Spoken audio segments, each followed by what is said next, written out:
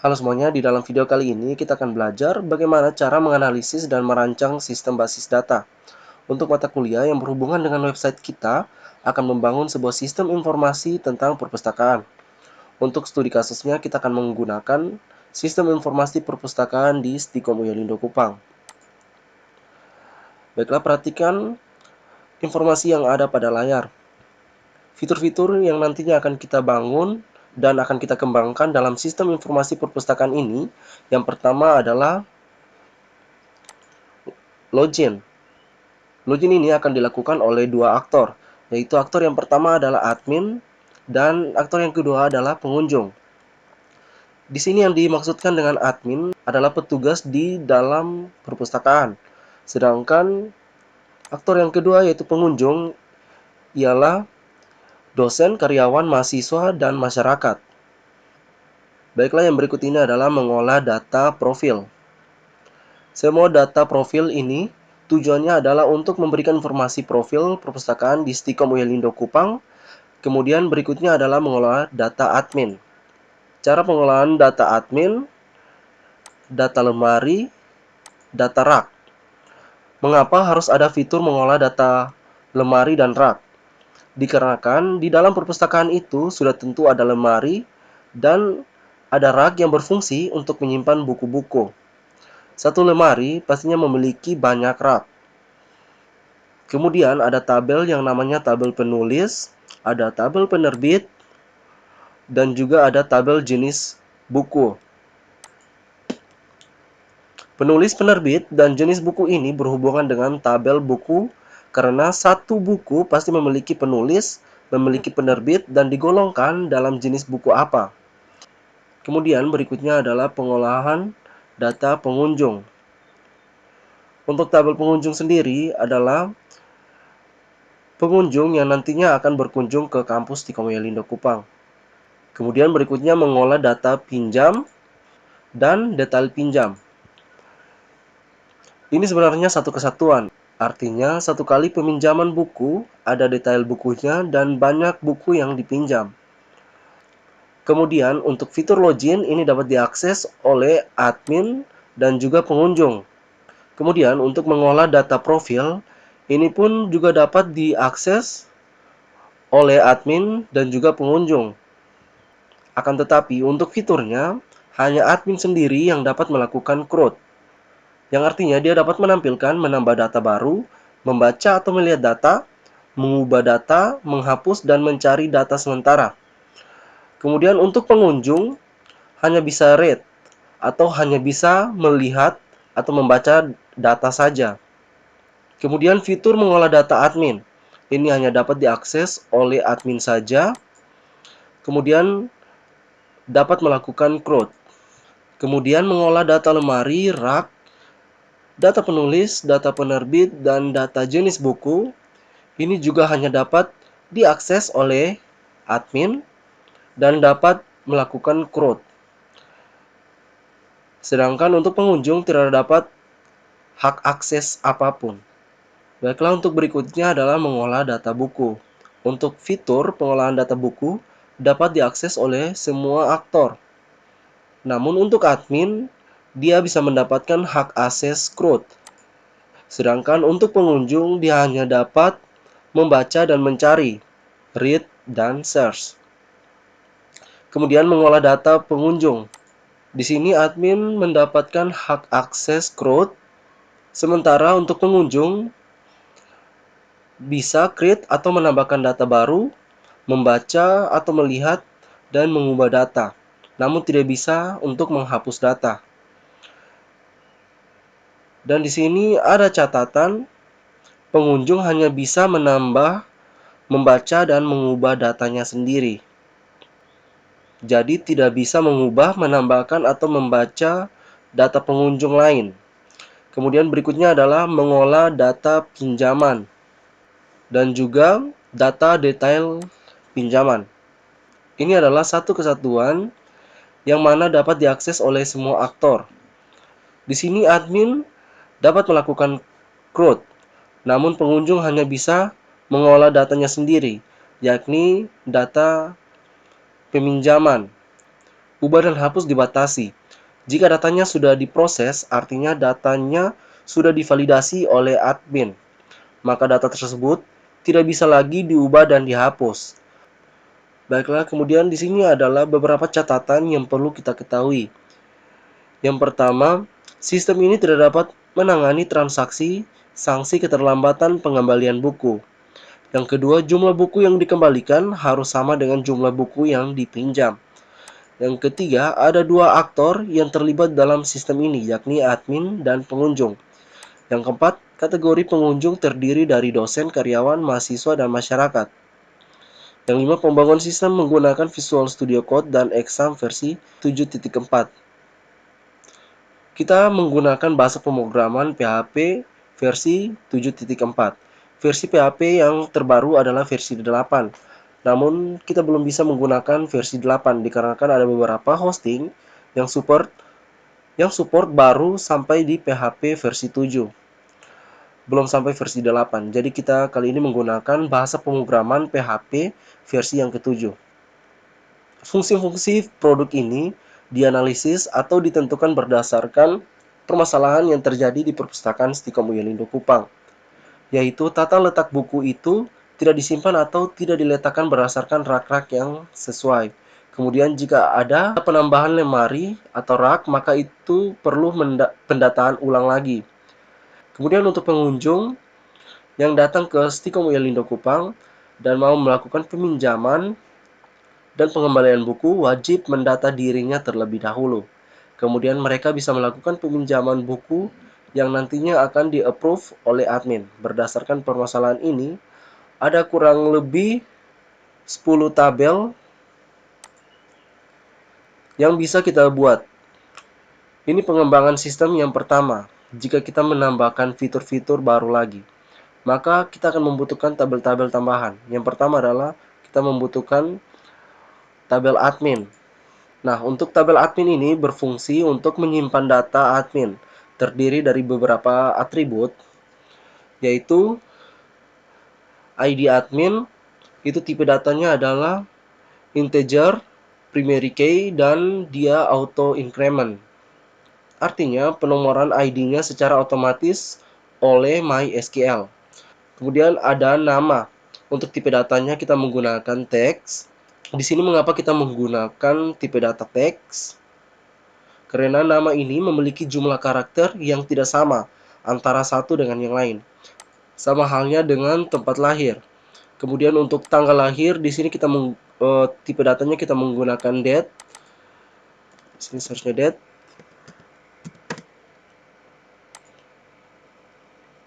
Kemudian alamat email, telepon kita menggunakan teks. Nah, untuk nomor telepon, kenapa kita menggunakan teks, tidak menggunakan integer atau varchar? Telepon itu sebenarnya dia terdiri dari angka-angka saja. Kalau terdiri dari angka-angka saja, ya pasti menurut pemikiran orang, pada umumnya itu kita harus menggunakan integer atau number.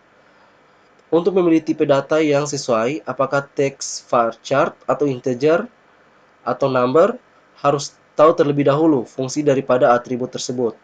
Misalkan telepon, apakah telepon itu sesuatu operasi perhitungan atau tidak? Namun menurut saya tidak, karena telepon itu sama seperti string, pada umumnya adalah huruf, namun di dalam wujudnya dalam bentuk angka, dan tidak akan terlibat dalam operasi perhitungan. Demikian kita menggunakan tipe data adalah teks. Kenapa teks? Karena teks bisa memuat semua angka, huruf, karakter, dan simbol. Kemudian kenapa tidak menggunakan varchar? Nah, varchar digunakan untuk data-data yang jumlah karakternya sama. Sementara telepon tidak sama, ada yang 12 dan ada yang 13. Lebih tepatnya sama contohnya NIM, totalnya 8, berarti kita pakai varchar 8 atau nomor induk kependudukan. Jumlah karakternya 16, berarti kita menggunakan tipe datanya adalah varchar dengan lebar 16. Untuk nomor telepon tidak sama, jadi kita memutuskan memilih teks. Kemudian untuk password, tipe datanya kita gunakan teks, dikarenakan jumlah karakternya tidak sama. Kemudian untuk status admin, tipe datanya kita menggunakan karakter 1. Karena nanti rencananya status yang dimaksudkan adalah status admin, apakah aktif atau tidak. Jikalau aktif, kodenya adalah 1, dan jikalau tidak aktif, kodenya adalah 0. Ketika kodenya adalah 0, maka admin tersebut tidak dapat mengakses sistem lagi, karena statusnya adalah tidak aktif. Jadi, ini untuk fungsinya sebagai tools.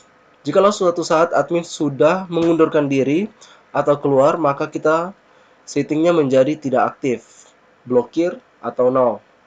Kita lanjut ke tabel berikutnya, yaitu tabel lemari. Nah, tabel lemari ini terdiri dari dua atribut saja. Yang pertama adalah ID lemari, tipe datanya integer, primary key, dan auto increment. Kemudian untuk nama lemari, tipe datanya kita menggunakan teks, karena jumlah karakternya pasti tidak sama antara satu dengan yang lainnya. Kemudian tabel berikut adalah tabel rak. Tabel rak ini seperti yang sudah dijelaskan sebelumnya, satu lemari memiliki banyak rak. Artinya di dalam lemari itu pasti ada banyak rak-rak di dalamnya. Rak dimiliki oleh sebuah lemari, maka dari itu lemari dan rak harus saling berhubungan antara satu dengan yang lainnya. Nah, di sini rak ada ID rak, tipe datanya integer, primary key, auto increment. Kemudian nama kita kasih teks, tipe datanya teks. Nah, untuk ID lemari ini kita kasih foreign key atau inisialnya FK. Di sini dia berelasi dengan ID lemari yang ada di atas pada primary key ini. Jadi primary key yang ada pada tabel lemari ini berelasi dengan tabel rak di bawah ini.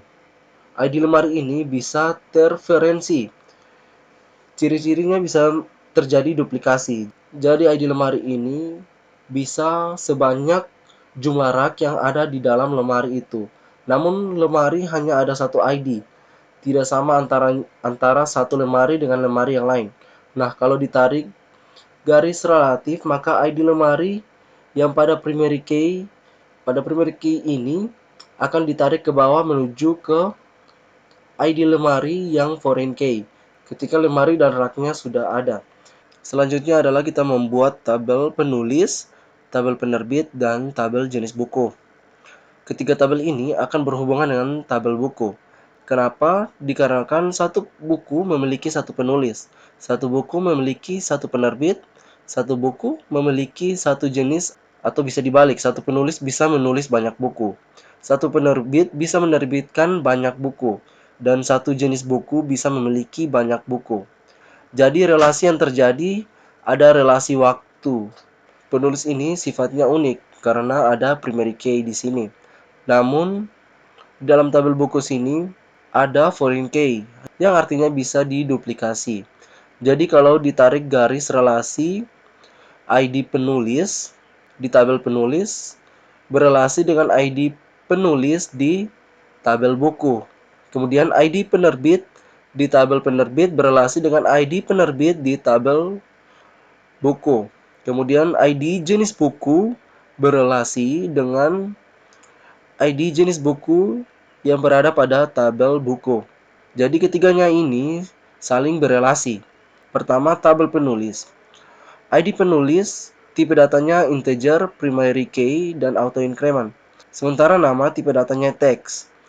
Tempat lahir tipe datanya teks karena lebar datanya tidak sama antara satu dengan yang lain. Kemudian tanggal lahir tipe datanya date.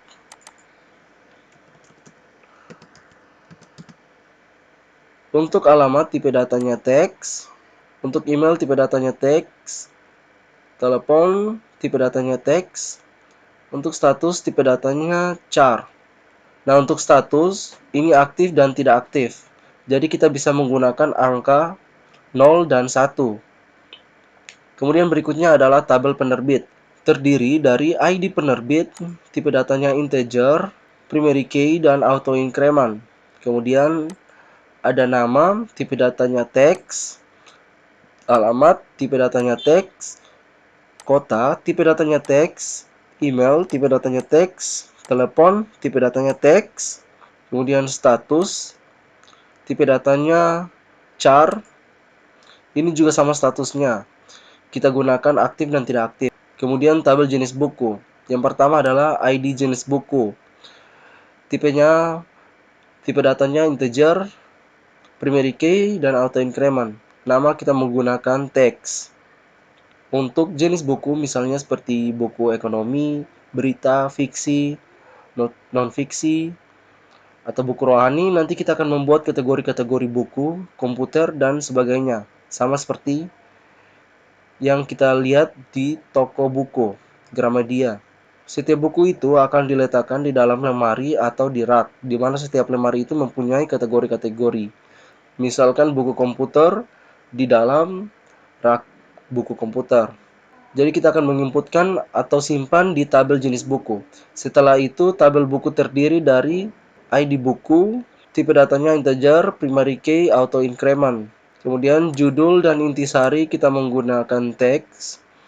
Mengapa? Dikarenakan terdiri dari beberapa angka dan lebar data antara satu record atau satu data dengan data yang lain tidak sama. Intisari tipe datanya teks karena terdiri angka lebar datanya tidak sama dan jumlahnya tak terbatas jumlahnya. Tahun terbit tidak terlibat dalam operasi perhitungan, jadi kita menggunakan angka saja dengan jumlah karakter lebarnya adalah 4. Kemudian untuk ISBN kita menggunakan teks dan diisi 0. Kenapa 0? Artinya untuk atribut. Ini datanya boleh kosong karena ada buku misalnya seperti koran dan sebagainya itu tidak memiliki ISBN sehingga kita bisa membiarkannya kosong. Kemudian di sini adalah jumlah halaman dan jumlah buku. Tipe datanya adalah integer karena nanti dia suatu saat terlibat dalam operasi perhitungan. Kemudian ID penulis, ID penerbit, dan ID jenis buku. Ini adalah foreign key dari primary key masing-masing tabel ketiga ini. Dan ketiga ini sifatnya adalah foreign key. Dia bisa berulang datanya di saat duplikasi. Kemudian statusnya adalah char null. Artinya 0 misalkan habis atau rusak atau seperti apa nanti kita bisa pikirkan lagi. Kita mewakili dengan angka travel yang 1 digit saja. Selanjutnya adalah kita akan bahas tentang tabel pengunjung. Pengunjung yaitu terdiri dari ID pengunjung, tipe datanya adalah integer, primary key, auto increment. Kemudian nama, tipe datanya teks karena terdiri dari angka, bisa huruf, kemudian jumlah recordnya tidak sama antara satu dengan yang lain. Jumlah itemnya tidak terbatas dan tidak dibatasi berapa jumlahnya. Kemudian tempat lahir juga sama. Kemudian untuk tanggal lahir kita menggunakan date. Alamat teks. Untuk jenis kelamin kita menggunakan varchar 9. Ini pasti sama, laki-laki dan perempuan. Kalau dihitung jumlah karakternya sama dengan 9. Untuk email kita gunakan teks. Nomor telepon juga kita menggunakan teks. Untuk kategori kita gunakan teks. Nah, untuk tabel pengunjung ini dia akan berelasi dengan tabel pinjam. Nah, karena satu transaksi pinjam meminjam, di dalam tabel pinjam itu ada ID pinjam. Tipe datanya integer, primary key, auto increment. Pinjamannya tanggal berapa, tipe datanya date. Kategori kita gunakan teks, kemudian untuk password kita menggunakan teks. Nah, untuk tabel pengunjung ini dia akan berelasi dengan tabel pinjam. Nah, karena satu transaksi pinjam meminjam di dalam tabel. Nah, untuk tabel pengunjung ini dia akan berelasi dengan tabel pinjam. Karena akan adanya transaksi pinjam meminjam. Untuk di dalam tabel pinjam, yang pertama ada ID pinjam. Tipe datanya integer, primary key, atau increment. Kemudian tanggal pinjam. Tipe datanya adalah date, kemudian tanggal kembali, yang artinya transaksi yang membuat buku dikembalikan tanggal berapa. Di sini kita menggunakan date, namun tipenya 0. 0 artinya pada saat kita meminjam pertama kali, maka hanya terinput tanggal pinjam. Tanggal kembalinya masih dalam keadaan 0. Nah, ketika bukunya dikembalikan, baru kita tinggal mengupdate, kita tinggal mengubah saja tanggal kembalinya. Dari 0 menjadi bernilai. Kemudian mentransaksi pinjam, dipinjam oleh siapa. Nah, berarti dia berelasi dengan ID pengunjung. Otomatis kan dipinjam oleh pengunjung. Kemudian statusnya apa? Apakah di statusnya itu baru mengambil buku, meminjam, mengembalikan, hilang, dan sebagainya. Nanti kita wakili dalam simbol-simbol. Kemudian diserahkan. Nah, ini artinya admin siapa yang menyerahkan. Ini seharusnya adalah ID admin, tapi karena foreign key ada dua, akan menjadi salah. Jadi kita atributnya kita pakai nama yang lain. Kita tidak pakai ID admin. ID admin. Tetapi nanti isinya itu merupakan ID admin. Nantinya diserahkan oleh admin siapa dan diterima saat dikembalikan itu siapa yang menerima. Nah, untuk terima masih nol. Dikarenakan nanti pada saat bukunya dikembalikan baru tinggal diupdate siapa admin yang menerima. Kemudian transaksi, pasti ada banyak buku yang dipinjam. Jadi kalau ada banyak buku yang dipinjam, maka harus ada satu tabel lagi, yaitu satu tabel detail. Tabel detail di sini ada detail pinjam, terdiri dari ID detail, tipe datanya primary key atau increment. ID pinjam, dia berelasi dengan tabel pinjam, kemudian berelasi dengan tabel buku. Ini artinya di transaksi peminjaman, buku apa saja yang dipinjam dan jumlahnya berapa. Pasti itu jadi dalam satu transaksi peminjaman.